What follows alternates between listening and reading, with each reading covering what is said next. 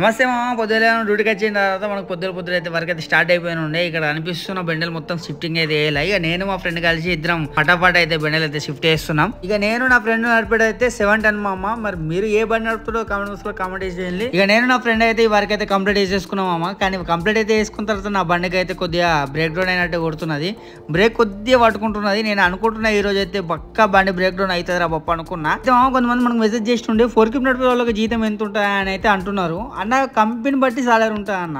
ఒక కంపెనీలో ఒక సాలరీ ఉంటుంది. అందరికి ఇదే సాలరీ ఇంతే ఉంటుందని మాత్రం అసలు అనుకోకు. స్టార్టింగ్ నుంచి అయితే 1300 1500 ధరమ్స్ అయితే ఉంటుంది. కానీ సీనియర్ అయితే మాత్రం 1800 2000 అయితే ఉంటుంది. ఇంకా ఎక్కువ లైసెన్స్ మీద సీనియర్ ఉంటే మాత్రం పక్క 2000 మీదనే ఉంటుంది అన్న. ఇక నేను అనుకున్నట్టయితే బ్రేక్ డౌన్ అయితే అయిపోయింది మామ. టైర్ నుంచి మొత్తం పొగలు వచ్చేస్తున్నాయి. ఇక నేను వెంటనే వర్క్షాప్కి అయితే ఖాళీ చేసేటంటే అలా వచ్చేసిళ్ళు పటాపట్ టైర్ ఇప్పేసి ఏమైనా ప్రాబ్లం చెక్ చేసుకుని అయితే మళ్ళీ రిపేర్ చేసేసి మన బండి మనకైతే ఇచ్చేసి ఉండే. వర్క్ మొత్తం కంప్లీట్ చేసేసుకొని పాటికి అయితే అన్నం అయితే పోతాం లేదు గరిమికి అయితే. సో ఇది రోజులో థ్యాంక్ యూ వచ్చింది. దిస్ వీడియో కొత్త ఎవరైనా చూస్తే మాత్రం మన ఛానల్ని సబ్స్క్రైబ్ చేసేయండి మామ.